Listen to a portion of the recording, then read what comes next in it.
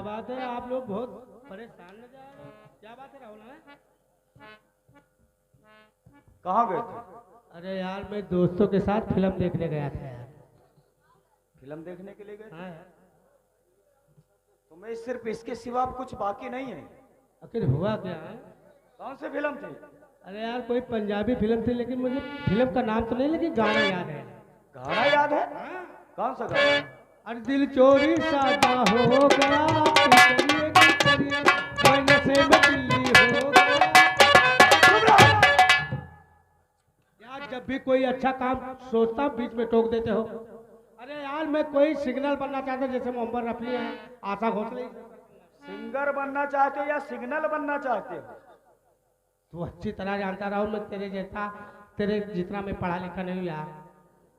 तुम्हें गाने की याद है? माँ के सर में दर्द हो रहा है। माँ के सर में दर्द? फिक्र मत कर मेरे भाई, मैं अभी हिमसार का तेल। ठहरो, हिमसार का तेल मत लाओ, दवा तो हम लेकर आएंगे, लेकिन ये बताओ आज खेतों में खाना क्यों नहीं पहुंचाया? खाना नहीं पहुंचा? मुझे भूख लगी, मैं हवेली को सीधे चला आया। अरे बहादुरा, बहादुरा,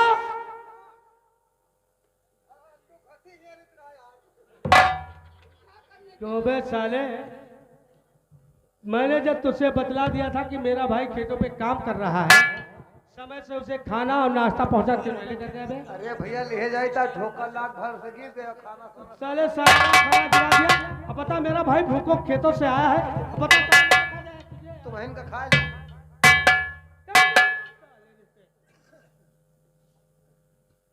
बेटा विक्रम, बोलो माँ। देखो राहुल खेतों से आया है, भूखा है, मैं जानती हूँ। और जाओ टेबल पर एक गिलास दूध गर्म रखा हुआ है, लो उसे दे दो पी ले। ठीक है माँ, उसके बाद मैं भोजन बनाती हूँ। ठीक है माँ। मैं अभी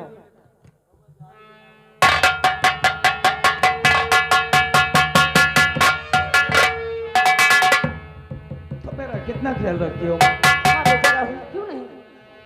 मैं उस मालिक से ये दुआ करूंगा कि दोबारा कभी मेरा जन्म हो तो मैं आपका बेटा बनकर आऊं। बेटा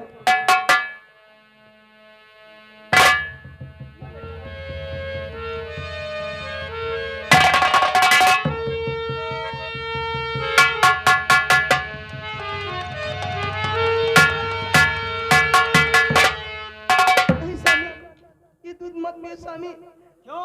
इसमें जहर मिला है। क्या बकवास करते हैं? अरे हम लोग कसाई जो अपने भाई को मारेंगे आए, कम से कम शकल ने एक ही बातें तो अच्छी किया कर। ये दूध मत पियो स्वामी, इसमें जहर मिला है। अरे बेटा राहुल, तू दूध पी ले, नहीं ये कल मुझे तुझे भूखों मार डालेगी, अपना तो मर रही है। तू दूध पी ले मेरे बेटा। तुझे विश्वास है कि तेरी माँ इसे तुझे जहर पिलाएगी? नहीं मां, नहीं। एक माँ अपने बेटे को कभी जहर दे ही नहीं सकती है, तो बेटा और ना ही दुनिया को कोई ऐसा भाई है जो अपने भाई को जहर पिलाते हैं। ये तो बात सच है। अरे जिस माँ ने मुझे पाल पोस कर इतना सयाना किया, अरे रूपा मारना होता तो मुझे बचपन में ही मार दिया होता। क्या सच कह रहे? क्या कह रहे हैं सच सच?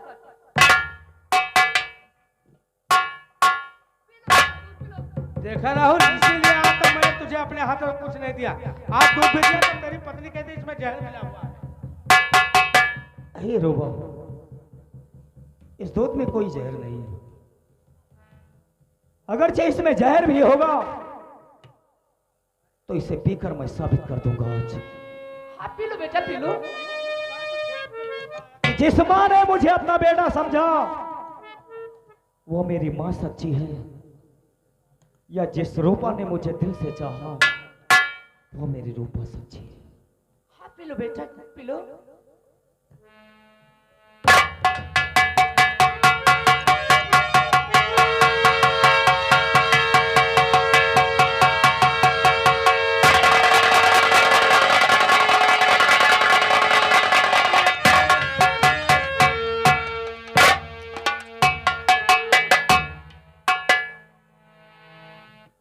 क्यों मेरे भाई, कुछ भूख को तसल्ली मिली या नहीं है? हाँ बड़े भैया, और मुझे खाना जल्दी ही चाहिए। माँ तुम खाने का इंतजाम करो। देखा रूबा, तूने तो कहा था कि इस दूध में जहर है, फिर कहाँ गया जहर? मैं कभी मान ही नहीं सकता हूं कि जिस मां को मैंने भगवान समझा है वही मेरी मां अपने हाथों से मुझे जहर पिला दे। ऐसा कभी हो ही नहीं सकता है, क्योंकि मैं उस मां का बेटा हूं कि मुझे कभी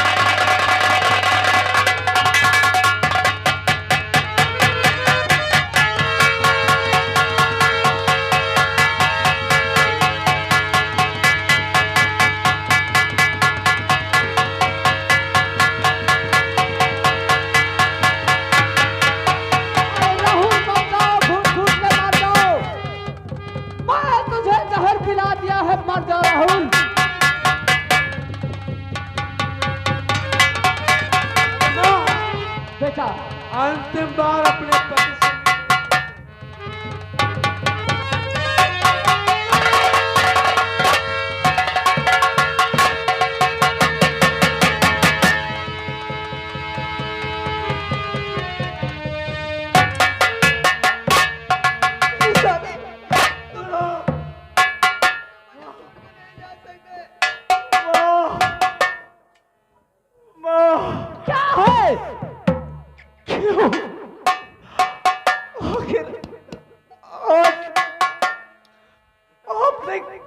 क्यों अपने बेटे को जहर दे दिया?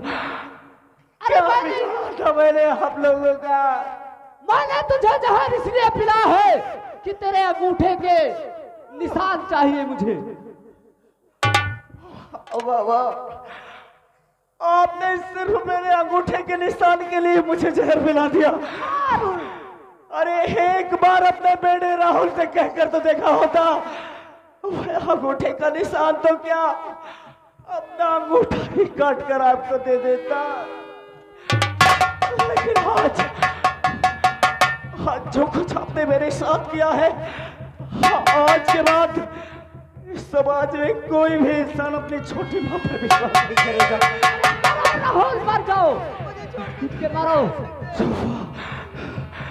मुझे माफ कर देना, मैं तेरा गुनहगार हूं रूबा, तेरा गुनहगार हूं। मैंने तुझे दुख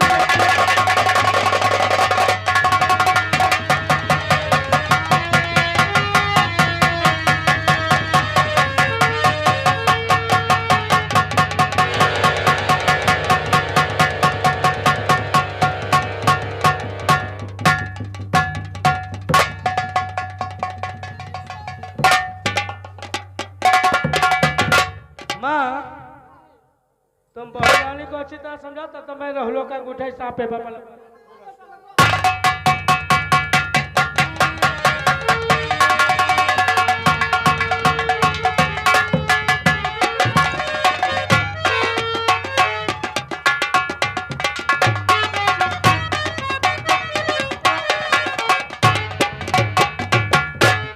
माँ, आज से इस हवेली पूरी जमीन जायदाद का मालिक ठाकुर विक्रम सिंह है। हाँ हाँ, क्यों नहीं बेटा। जो काम पिताजी नहीं कर सके, आज हम माँ बेटे ने करके दिखा दिया। क्यों नहीं बेटा। माँ, अब तुम एक काम करो। वो कौन सा काम है? देखो आज शुक्रवार है, तुम इसी वक्त चली जाओ माता जगदम्बा देवी के मंदिर, माता जी की आरती करो, उनसे प्रार्थना करो कि ताकि हम लोग का पाप थोड़ा कम हो जाए। ठीक है बेटा, मैं करूंगा।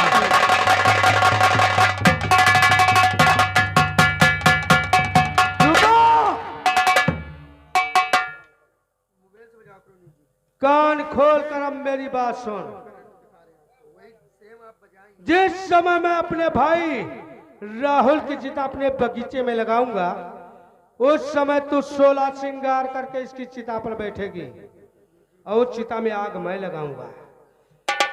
अगर कहीं तूने ऐसा नहीं किया ना तो तेरा बेटा जो पढ़ने के लिए इंदौर गया था वो इस समय मेरी हिरासत में है। नहीं, अगर तूने ऐसा नहीं किया तो मैं तेरे बेटे की टेटुआ दबा दूंगा, समझी? ऐसा मत करना। तो 16 श्रृंगार करके तैयार रहना, समझी? नहीं स्वामी नहीं, तू नहीं किया। अरे मुझे विश्वास है।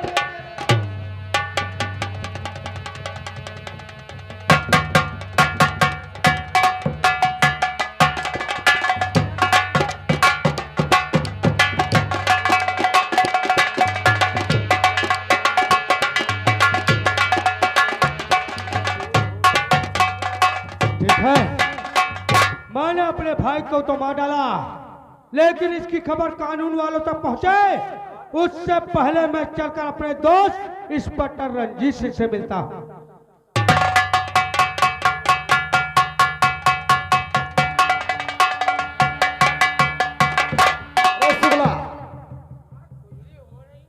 खुजली हो रही है।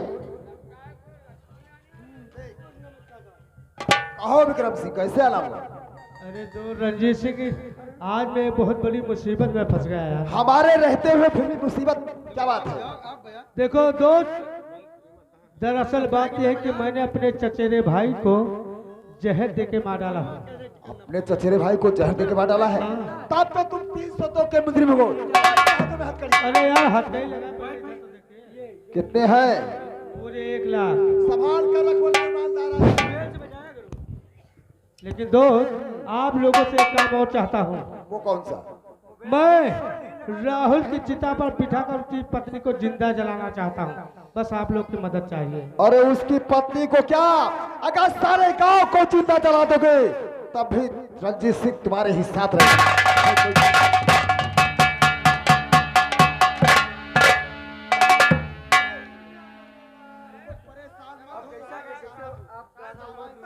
क्या हुआ विक्रम सिंह? साहब विक्रम सिंह, आज मेरा भाई मेरा साथ छोड़ के चला गया। क्या हो गया तुम्हारे भाई को? साहब मेरा भाई हार्ट अटैक का मरीज था साहब। अचानक मेरे भाई के सीने में दर्द हुआ और मेरा भाई ये दुनिया छोड़ गया। तुम्हारा भाई हार्ट अटैक से मरा है ना? किसी ने उसका मर्डर तो नहीं किया है? नहीं सर। तुम्हारे भाई ने आत्महत्या तो नहीं किया है? नहीं साहब। तो ना तुम्हारे भाई ने आत्महत्या किया है ना किसी ने उसका मर्डर किया है। ये कोई पुलिस केस तो बनता नहीं है, ये साधारण मौत मरा है ना, अपनी मौत से मरे हैं। जाकर उनका दाह संस्कार करो। यहाँ किस लिए आए हो? साहब मैं कानून को अपना भगवान माना हूँ साहब। मैं अपने भाई का अंतिम संस्कार कर दिया होता साहब, लेकिन हमारे खानदान की एक परंपरा है साहब। कैसी परंपरा? हमारे खानदान की ये परंपरा है कि जिस औरत का पति मर जाता है वो औरत अपने पति की चिता पर बैठकर सती हो जाती है। विक्रम सिंह पागल हो गए हो क्या? अरे पढ़े लिखे हो, समझदार हो, इतना तो जानते ही हो कि सती प्रथा हमारे हिंदुस्तान में बहुत पहले थी कि जिस औरत का पति खत्म हो जाता था वो औरत अपने पति के साथ चिता पर बैठकर सती हो जाती थी। लेकिन सरकार ने अब इस प्रथा पे विराम लगा दिया है, क्योंकि यह कानूनन जुर्म है और यह है आत्महत्या। इसलिए अगर तुम सजा से बचना चाहते हो, अगर तुम्हारी बहू ने आत्महत्या कर लिया तो तुम फंस जाओगे। इसलिए जाकर अपनी बहू को मना करो और अपने भाई का दाह संस्कार करो, समझे? साहब मैंने अपने बहू को बहुत समझाया साहब, लेकिन मेरी बहू मेरी एक भी बात मानने को तैयार नहीं हो रही।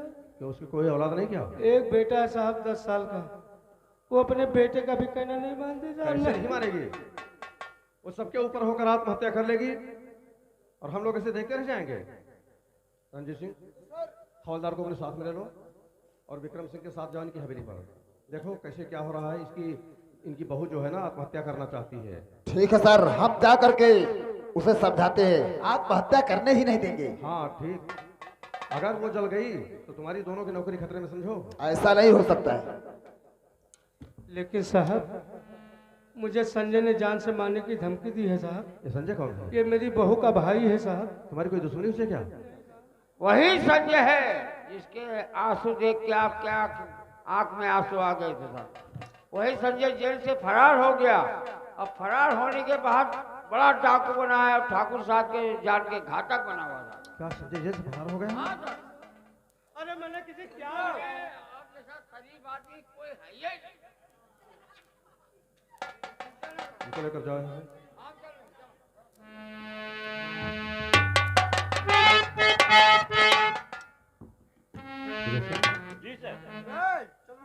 ये लोग उसी संजय की बात कर रहे हैं जो एक बार संजय हमारे यहाँ पकड़ कर लाया गया था।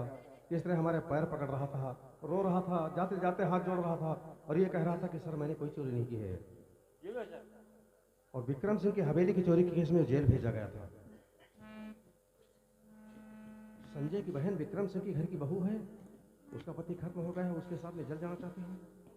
पहली बात तो जब दोनों परिवारों में आपस में दुश्मनी है तो रिश्ता तो हो ही नहीं सकता है।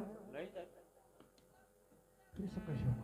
एक काम करो, तुम गाड़ी निकालो, चलो हम चलकर हवेली पर देखते हैं कि वहाँ हो क्या रहा है।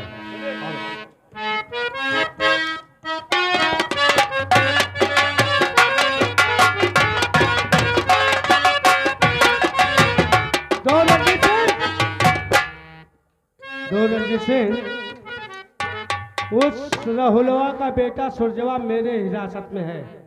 वो साला मेरे कमरे में है। उस तुम इसी हरामजादे वक्त को हमारे हिरासत में दो। तुम दोनों उसे ऐसी जगह छुपा कर रखना कि उसका नामो निशान तक ना। उसकी कोई परछाई तक नहीं देख पाएगा।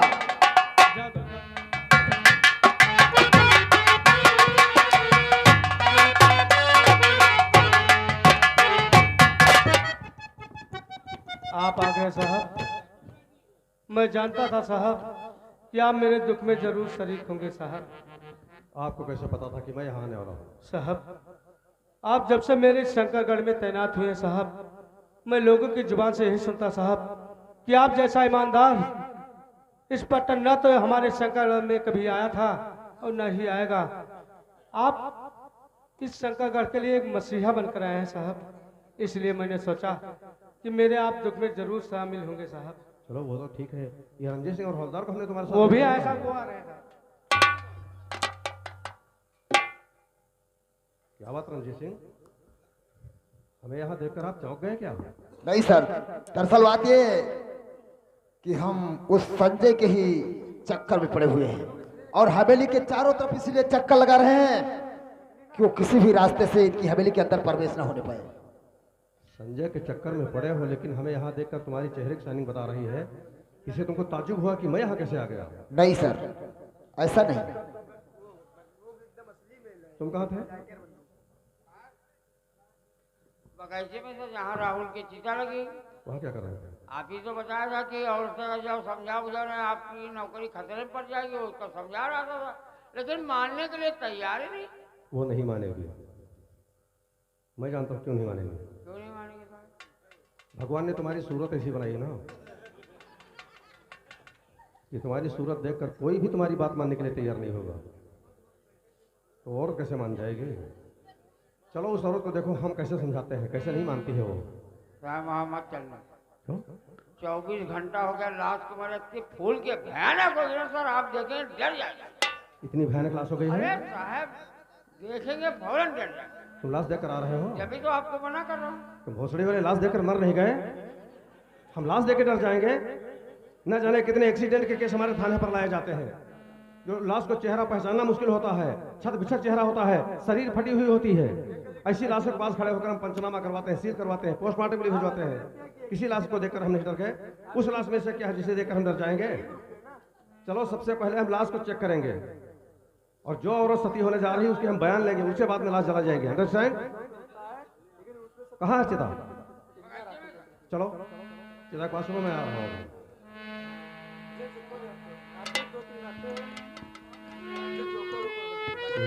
जी सर। ये हवलदार क्यों कह रहा था कि लाश पास वहां मत जाओ? इन लोगों की बातें कुछ समझ में आई तुम्हारे? अभी मुझे देखकर रणजीत सिंह चौंक गए थे। हवलदार कह रहा कि वहां मत जाओ। इसको चलाने में लोगों का कहीं हाथ तो नहीं है? इन लोगों के ऊपर बराबर नजर रखना। अगर इन लोगों के खिलाफ हमें कोई सबूत मिलता है तो आप देखो इन दोनों की खड़िया किस तरह खड़ी करते हैं हम।